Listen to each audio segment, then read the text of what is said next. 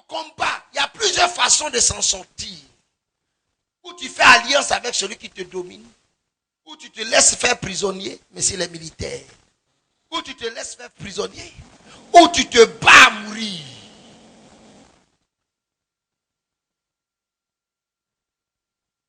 Et c'est dans ça que nous sommes. C'est dans ça que nous sommes.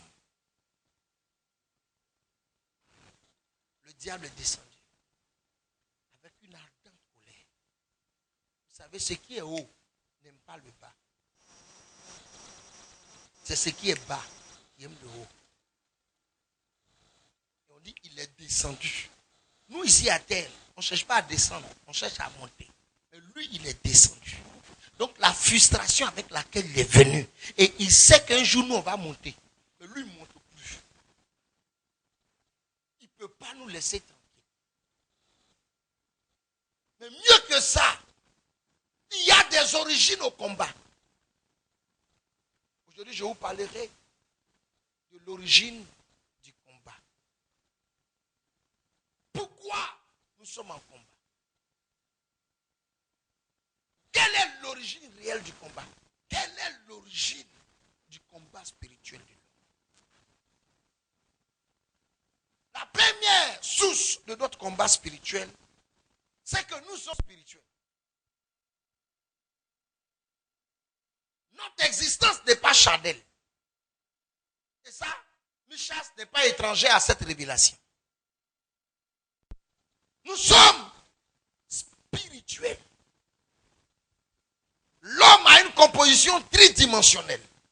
Selon 1 Thessaloniciens chapitre 5, verset 23, il est dit que le Dieu de paix vous sanctifie lui-même tout entier. Vous voyez, il dit tout entier. Notre entièreté, c'est que nous sommes composés de l'esprit, de l'âme et du corps. Mais si ce n'est que par définition, qui connaît la différence entre l'âme et l'esprit? Si ce n'est que par définition, on ne sait pas la différence entre l'âme et l'esprit. Donc quand on regarde la dimension tridimensionnelle, on se rend compte que les 2 tiers qui composent l'homme sont esprits. Or, 2 tiers, c'est plus de la moitié. Donc l'homme est plus spirituel que naturel. Ça veut dire que le monde dans lequel nous vivons est un monde spirituel. Vous me suivez? Nous sommes dans un monde spirituel. Or, l'ennemi qui est descendu, il n'est pas chair, il est esprit. Je vais vous dire ce soir que le corps n'a pas de problème.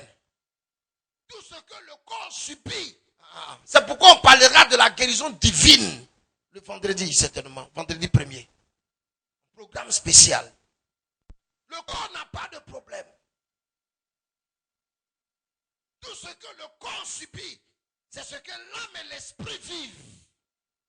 Il se répercute sur le corps. Est-ce que vous me suivez ce soir? Le corps n'a pas de problème spirituel. Le corps a des problèmes naturels. Tu as mal mangé, ça donne des mauvais messages au corps. Tu as pris un mauvais médicament, tu as pris beaucoup de poussière, tu as mal dormi sur ton cou, tu as mal dormi sur ta main. Le corps a un problème naturel. Mais il est influencé dans sa vie de tous les jours par le comportement spirituel de l'âme et de l'esprit. C'est pourquoi la sorcellerie n'attaque pas directement le corps. La sorcellerie attaque l'âme. Et l'âme donne le message au corps. On dit on l'a tué en sorcellerie, on l'a égorgé. Vous ne verrez pas son sang versé. Mais c'est sur l'âme qu'on a travaillé. Je parle à une église ce soir.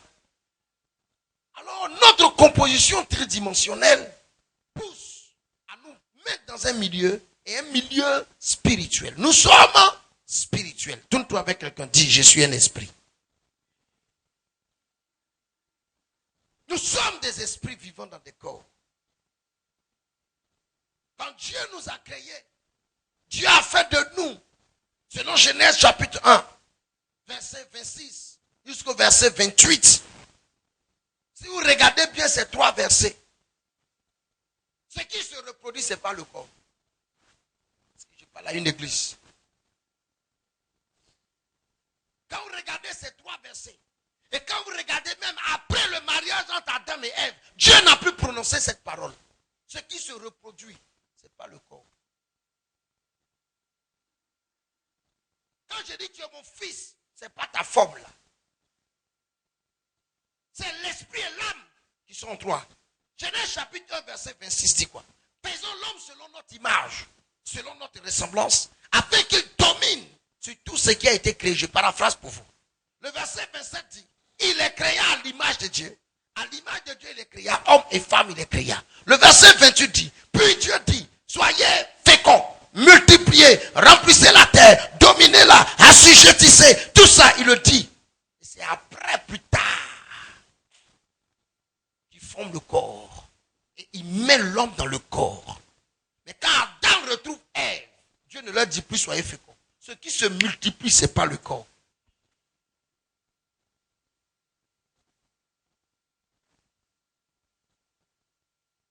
C'est pourquoi ton enfant va beau te ressembler, vous êtes différents. Mais ton âme et l'âme de ton enfant, il n'y a pas de différence entre les âmes. Quelqu'un peut être paralysé, mais son âme n'est pas paralysée. Quelqu'un peut être manchot, mais son âme n'est pas manchot.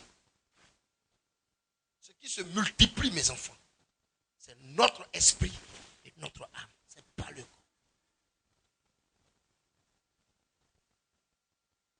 C'est pourquoi la création de l'homme dans les entrailles de sa mère, ça ne commence pas par le corps. C'est d'abord du sang. Le sang n'a pas de forme, mais ça a la vie. Donc ce qui se multiplie, c'est l'âme et l'esprit. Or, le combat ne se situe pas au niveau du corps, le combat se situe au niveau de l'esprit. Donc, notre problème, c'est notre composition tridimensionnelle. Nous sommes plus esprits que humains. Donc il faut comprendre que tu es différent du mouton, tu ne dois pas l'envier. Tu es différent du bœuf, tu ne dois pas l'envier. Il n'est pas tridimensionnel. Toi, tu es tridimensionnel. C'est pourquoi Dieu te donne conscience. L'animal n'a pas de conscience. Il vit par instinct. L'animal n'a pas de raison. L'animal vit par instinct. Toi, tu as la raison, tu as la conscience. Et comme tu es conscient, tu as le combat. L'une des raisons de notre combat, c'est notre conscience de l'existence du combat. Ce que tu ne sais pas, tu en es épargné. Quand jusqu'à ce que tu saches que l'existence de quelque chose, cette chose ne t'influe pas. Mais quand tu sais son existence, ça t'influe.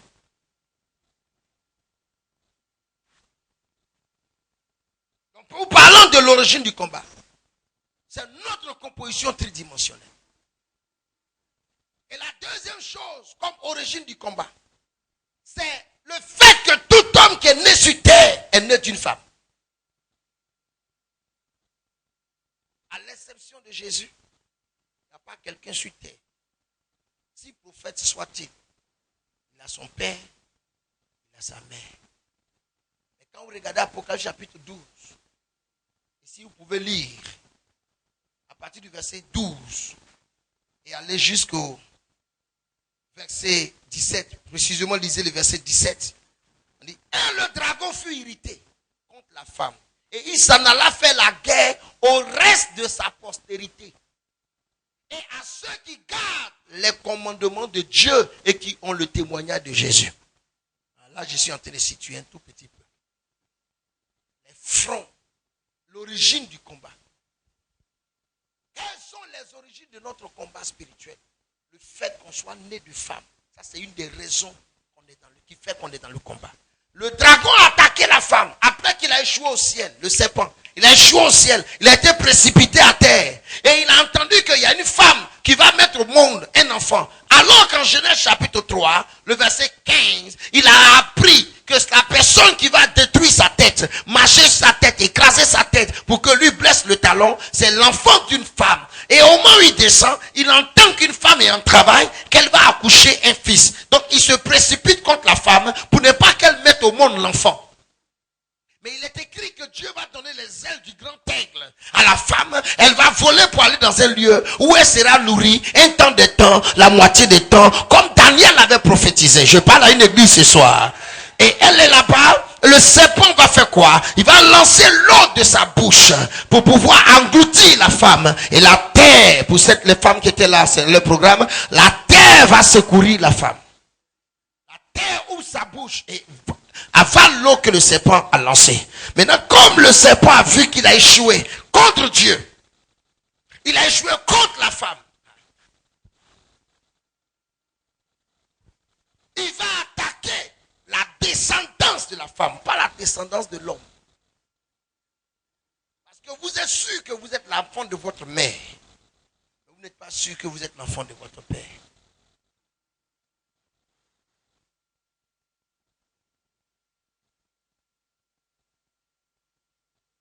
Si tu es né de femme, il faut savoir qu'il y a un combat. C'est inévitable. Est-ce que je suis en train de parler à une église? C'est inévitable. Le combat spirituel existe dès l'instant que tu nais de femme. C'est pourquoi un enfant, quand il naît, il ne sourit pas. Même quand il veut sourire, on l'amène à pleurer. Ils sont avec moi. Vous êtes là, vous êtes bénis ce soir. Quand l'enfant naît, il sort des entrailles de sa mère. La première chose qu'il doit faire pour dire vie, c'est d'annoncer qu'il fait combat. Pleure! Quand l'enfant ne veut pas aller au combat, on le tape. Va au combat! Va au combat, petit! Il faut comprendre. Ici, c'est le combat qui nous fait exister. Vous allez comprendre, nous chrétiens, accepter Jésus, c'est accepter 2 fois le combat. Est-ce que je peux annoncer quelque chose à quelqu'un? Et je vais vous donner la clé. Mais je voulais rapidement à ce niveau, je vous donnerai la clé de solution par rapport à ça. Avant d'aller sur les solutions après. Après, nous allons voir les fronts de combat. Là, je suis en train de parler de l'origine du combat.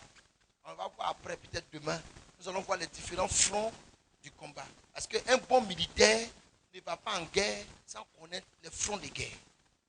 Hein, mes enfants? On ne tire pas dans le vide. Paul même dit, je tire, mais je ne tire pas dans le vide. Je vais atteindre la cible. Mais il faut que je sache où l'ennemi est localisé. Quel est le front du combat? Et je vais vous enseigner les différents fronts du combat. Et le dragon fut irrité contre la femme.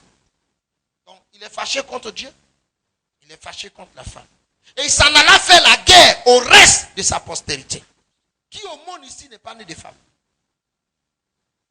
Même Jésus est né de femme. Il n'est pas né d'homme, mais il est né de femme. Dieu lui-même pour exister sur la terre, là, il vient par femme. Donc, il va faire la guerre. Exactement ce que Hérode a fait en tuant les enfants de Bethléem.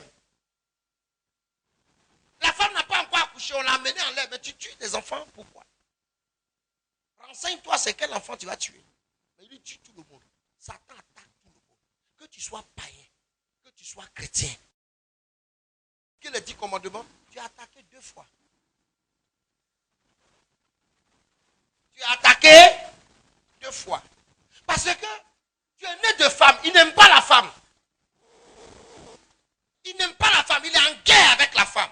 Et puis toi, tu t'avais encore respecté le commandement de Dieu qui l'a fait chuter. Tu deviens 2 fois son ennemi. Mais mieux. Toi, tu retiens encore les témoignages de Jésus. Donc tu as attaqué. Alors tu te plains de quoi? Ennemi à gauche, ennemi à droite, ennemi derrière.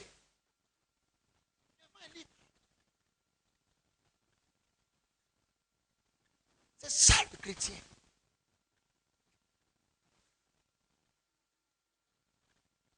Il faut qu'on sache pourquoi on souffre. C'est pas pour fuir. Parce qu'en mathématiques, ceux qui résolvent les plus grandes inéquations sont les plus intelligents. moment qu'il fait équation de second degré.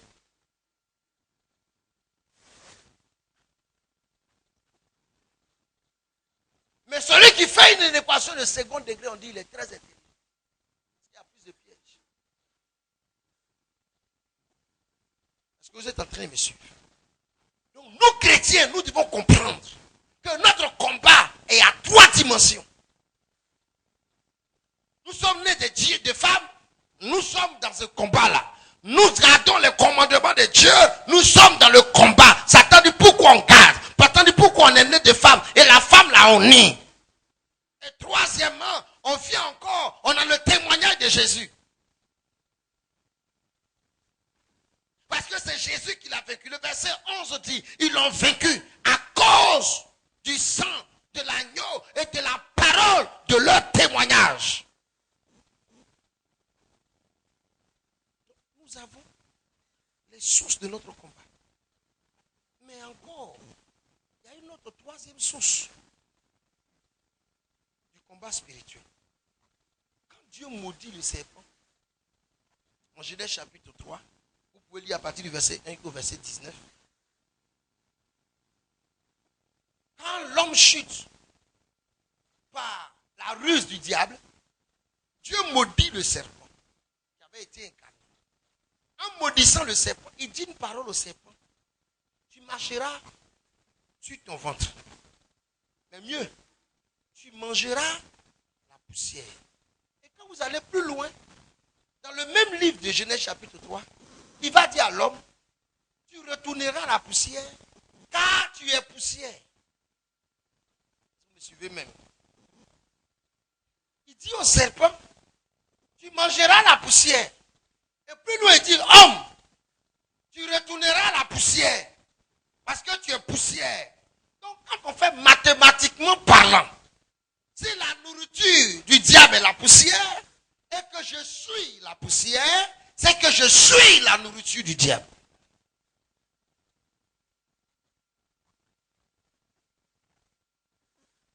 C'est ce qui est écrit, je vous parle de front.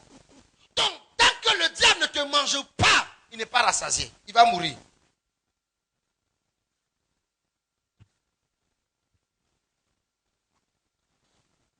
Alors qu'il a besoin d'exister.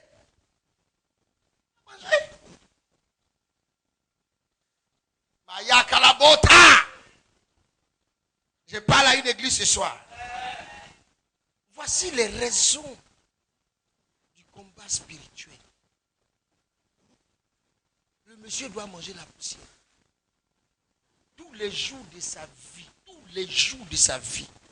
Oh, Satan ne meurt pas. Et il n'est jamais. Regardez le ventre d'un serpent.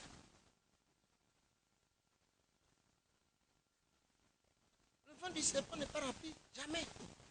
Même quand il avale une biche. Il y a une partie encore. S'il fait un effort, il peut mettre dessus. Son ventre part de sa bouche jusqu'au bout de sa queue. On doit remplir tout ça de poussière que nous sommes. Prenons conscience de la situation. Nous sommes en guerre. Et quand on est au front, on ne s'entraîne pas. Quand on est au front, on ne s'entraîne pas.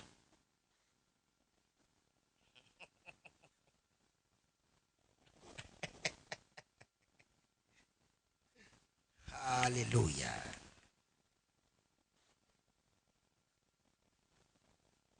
On ne s'entraîne pas au front. Beaucoup de chrétiens veulent aller au front pour s'entraîner. On ne s'entraîne pas là-bas. Là-bas, là, on est dedans en même temps. C'est pourquoi je vais donner une petite solution à ce niveau. Pour ce soir, il y a beaucoup à dire.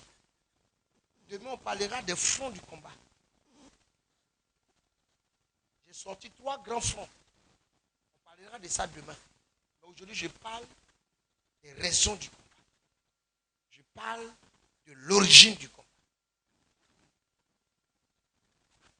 Quand le Seigneur a vu que le combat est dû au fait qu'on est né de femmes, le combat est dû au fait que nous gardons les commandements, le combat dû au fait que nous gardons le témoignage de Jésus-Christ, le Seigneur a donné une solution parmi tant d'autres. De sorte que le premier axe soit annulé et in facto pouvoir annuler les autres axes. La première solution que le Seigneur donne pour échapper au combat spirituel, entre, je ne dirais pas échapper, pour dominer un tant soit peu sur le combat spirituel, c'est Jean chapitre 1. Jean chapitre 1, versets 11 à 13.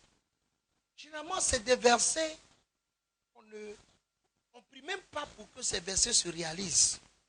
Mais vous allez voir que ça a été la clé de réussite de Jésus-Christ sur la terre. Parce que Nicodème va venir le voir pour dire quel est ton secret. Parce que moi je suis docteur de la loi, mais je n'arrive pas à faire ce que tu fais.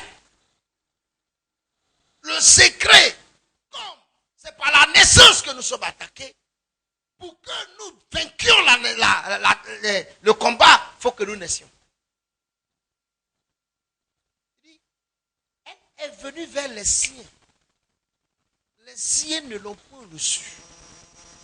Ça, c'est de l'homme en général. Mais à tous ceux qui l'ont reçu, il va faire un travail. Il leur donnera le pouvoir de devenir enfant de Dieu. Mais ce pouvoir ne s'acquiert pas par une proclamation. Parce que si on dit à celui qui est né de femme que tu as le pouvoir d'enfant de Dieu, juste en le disant comme ça, ça ne peut pas faire quelque chose. Mais il faut lui donner, au-delà du pouvoir d'enfant de Dieu, lui donner la capacité de naître. Plus loin, il va dire, lesquels sont nés, non pas selon la volonté du sang, ni de la chair, ni de l'homme, mais selon la volonté de Dieu. Donc, puisque je nais selon la volonté de Dieu, je ne suis plus né de femme.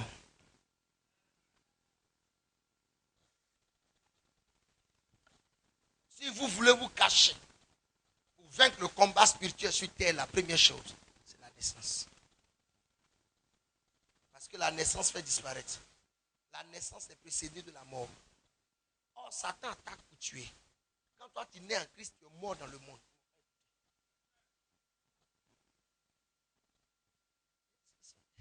Est-ce que l'église est avec moi ce soir? L'église est avec moi ce soir. Donc le chrétien doit mourir. Ne plus mourir. Les grands hommes de l'armée, leur orgueil, c'est qu'on ne les tue pas par pendaison. Un grand homme dans l'armée. C'est pourquoi il y a un homme dans l'armée qu'on a pendu. Ça fait, il était chef d'État, j'étais son nom. Ils l'ont pendu, ça fait vraiment beaucoup de bruit. Il est mort, on dit il est mal mort. Comme si mort n'est pas mort. Pourquoi? Parce que le vrai soldat est mourir avec une balle. Avec une balle. Le chrétien doit accepter de mourir. Or, quand tu meurs, tu nais. Parce que la naissance, c'est précédé, je répète, par la mort. Parce que mourir, c'est disparaître d'un endroit. C'est la définition de la mort. Pourquoi vous n'avez plus peur? Mourir, c'est rien d'autre que de disparaître d'un endroit. Quand quelqu'un quitte ici, va en France, il est mort en Côte d'Ivoire. Est-ce que je suis en train de parler à quelque chose? Il est mort en Côte d'Ivoire. Si ce n'était pas par la magie des Blancs, où on peut se téléphoner, tu passes par où pour le voir? Tu as de ces nouvelles comment? Vous ne pouvez plus parler. Toi, tu ne peux pas aller vers lui. Lui ne peut pas venir vers toi. L'océan vous sépare. Tu es mort. Mais tu as dans ta tête qu'il existe en France. C'est la même chose. Quand nous on disparaît ici, de toute façon on a vécu, on a dans notre tête, ceux qui sont sur la terre, ils savent où on est plus ou moins. On a dans notre tête qu'il est au royaume des cieux ou bien dans le sein d'Abraham. Dans notre tête, on dit qu'il est dans le feu là-bas. C'est un voyage d'abord. Donc voici les origines du combat spirituel. 1. Nous sommes nés du feu. 2. On ne s'est pas arrêté là. On va garder le commandement de Dieu. 3. On sort même du commandement de Dieu. On accepte le témoignage de Jésus-Christ. Je vous annonce le combat. Mais il y a des clés pour triompher dans ce combat. Vous savez, le héros, il est héros pas parce qu'il est resté à la maison. Il est héros parce qu'il revient de la guerre. On dit celui-là, c'est héros parce qu'il revient de la guerre. Si tu restes à la maison, tu n'es pas appelé héros. Et si vous remarquez, quand on veut récompenser les héros de guerre, c'est à vie. Il n'y a pas de retraite. On paye quelque chose à vie. Jusqu'au jour de ceux qui sont des rescapés de la guerre des États-Unis contre, je crois, la Chine ou bien le Japon, ceux qui sont encore rescapés là, on continue de leur verser quelque chose. Même les anciens combattants, leurs enfants même continuent de recevoir quelque chose. C'est ça qu'on appelle les héros de guerre. Voici, il faudrait que nous comprenions que nous chrétiens, on n'est pas comme les autres. C'est pourquoi beaucoup se proclament chrétiens, mais pour fuir le combat, font alliance avec lui. Et si tu fais alliance avec lui, tu n'auras pas le combat, c'est vrai. Mais tu auras un autre combat avec quelqu'un qui est plus dangereux. Je crois qu'il y a un roi à qui Dieu a posé la question, veux-tu que je te corrige moi-même ou que je te donne à tes ennemis? Je crois que le roi a répondu, laisse-moi aux mains de mes ennemis.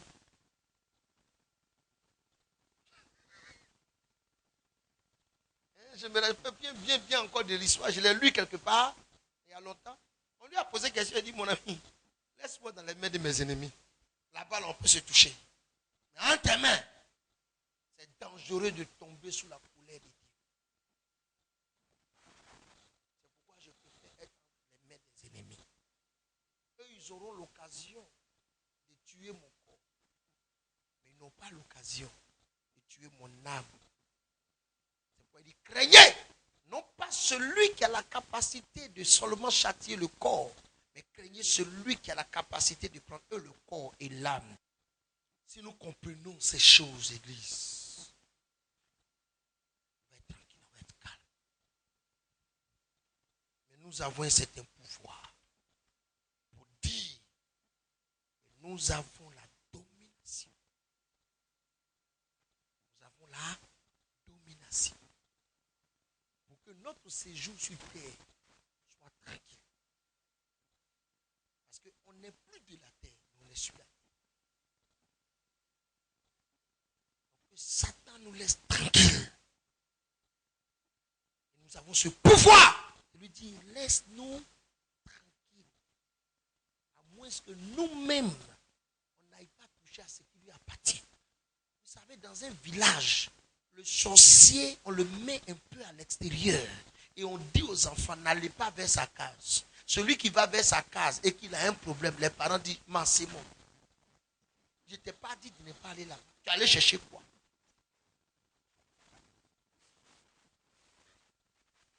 Amen.